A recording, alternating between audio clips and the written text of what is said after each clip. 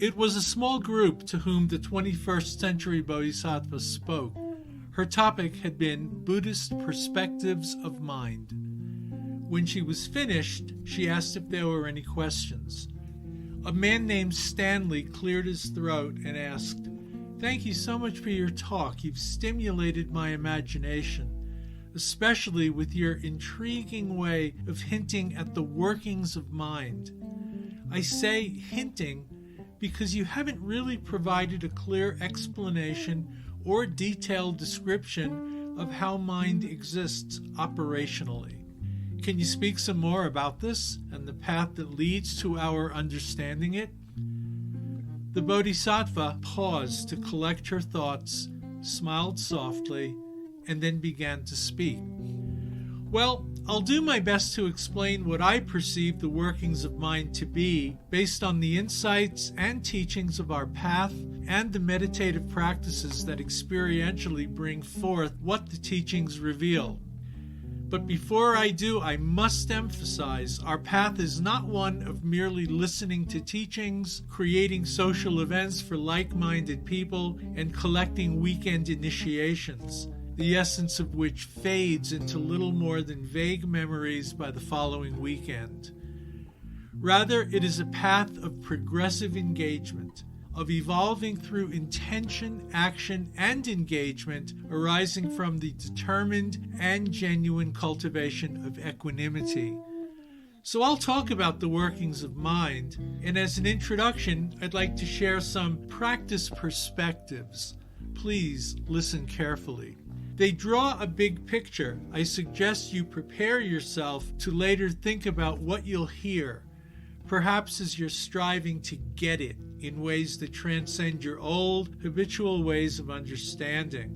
I believe a familiar phrase is to, quote, be unafraid to view and explore the terrain outside of the box, unquote. Then, once you've identified newly forged perspectives and motivations, discern whether their manifestation would be beneficial to both you and the common good, and if so, act on them with sincerity.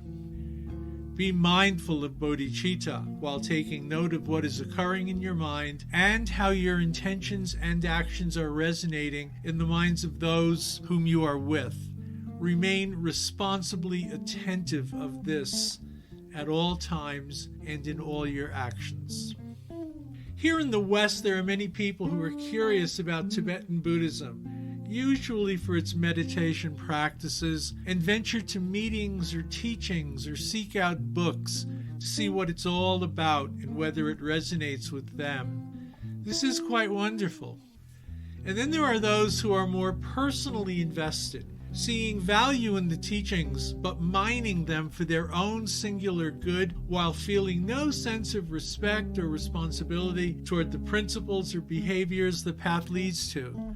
For them, Buddhism is a flirtation. Sometimes they fiddle with that, but it has yet to deeply penetrate.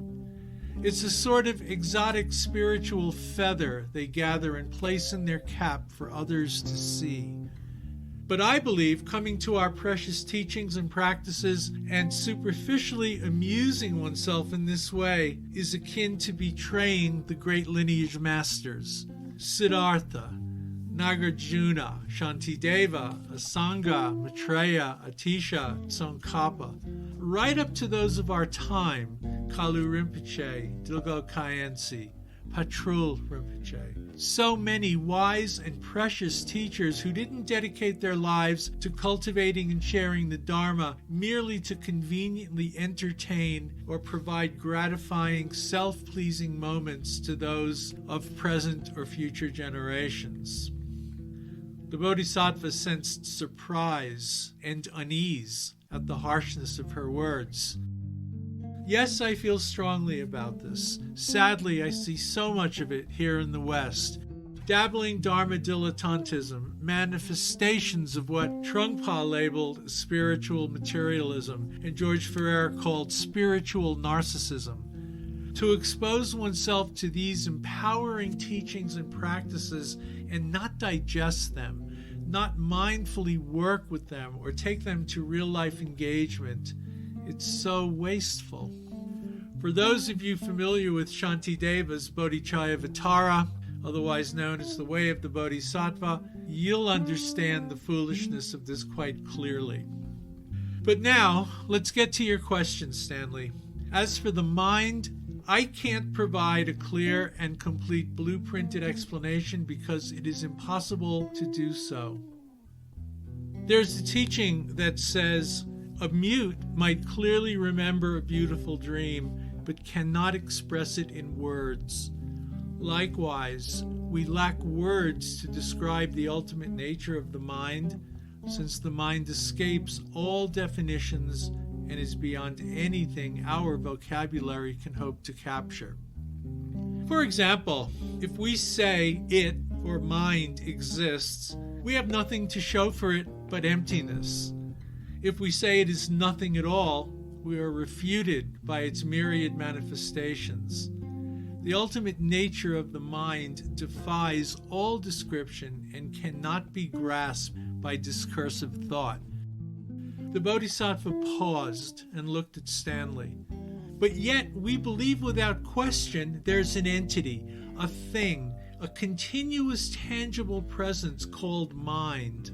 My mind, your mind, an ongoing flow, clearly there, but too fluid to pin down as to precisely what, where, and how it is. Our belief in the continuous mind arises from the fact that we cannot perceive extremely short instants of consciousness that follow one another in rapid succession. They all seem to blend together as one all-inclusive stream. If a needle is quickly and forcefully pushed through a stack of 60 leaves, it seems as though the needle pierced them all at once. But in reality, the needle passed through the leaves one by one.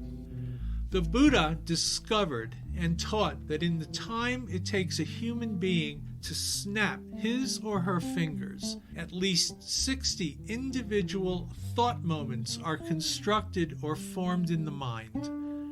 The ongoing process of mind we see as a flow is actually composed of small instances of thoughts that seem to be continuous, but only because we don't see the individual one after another links of this chain of almost instant idea creation.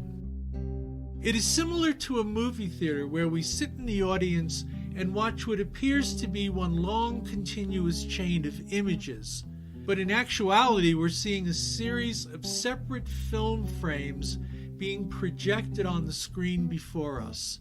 Each frame is an intact, complete, and separate moment in the progression, fertile, presenting newfound opportunities for wholesomeness and virtue.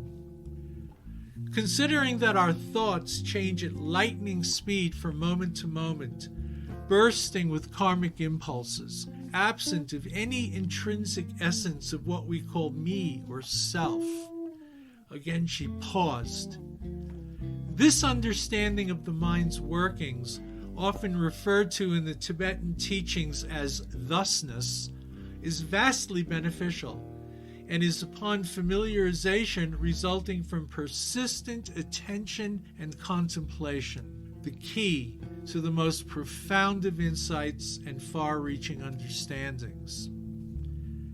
It's said in Buddhist thinking that all happiness-producing wisdom, ordinary and sublime, is achieved by watching, understanding, and discerning the processes of our own mind. A pause for sink-in, then a smile. As our dear Lama Yeshe would often instruct, you must check up on this. You must see this for yourself. The 21st century Bodhisattva had given her students much to think about.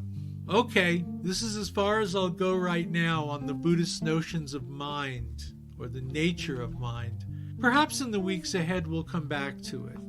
But please understand that no matter how poetically or clearly I attempt to communicate these teachings to you, the only way you'll ever know mind's true nature and then have the motivating wisdom with which to act on and engage with what you've come to know is not for you to merely hear or read about it, but to uncover and experience your mind's brilliance on your own.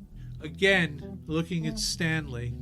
And to get to that brilliance, you go beyond ordinary discursive thought by merging the empowering aggregates of living mindfully and practicing meditation into your everyday experience. Stanley thought for a few moments, then nodded grateful assent before preparing to leave. This recording was written and shared here by Mark Winwood. Mark, that's me, is a member of the teaching faculty at Naropa University in Boulder, Colorado, and the founder of the Chenrezig Project, a Tibetan Buddhist study and practice group with a national online presence. In addition to these Elegant Mind podcasts, we facilitate online Sangha gatherings and teachings, share writings via our weekly e-magazine, and host various events. You can learn more about the Chenrezig Project at our website, www.chenrezigproject.org. That's CHENREZIG project.org.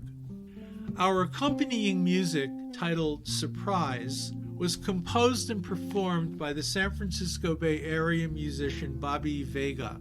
It appears on his 2017 album, Matters of the Heart.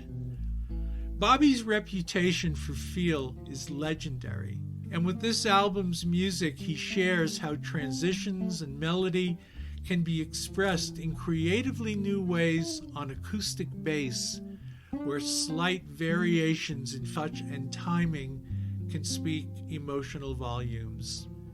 You can learn more about Bobby and his music at his website, www.bobbyvega.com. That's BOBBYVEGA.com.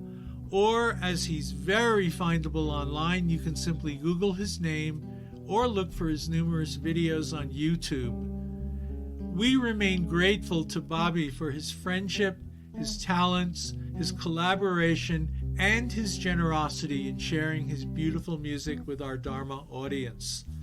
Please feel free to share the link to this podcast with those you feel it might resonate. And as always, thank you for listening.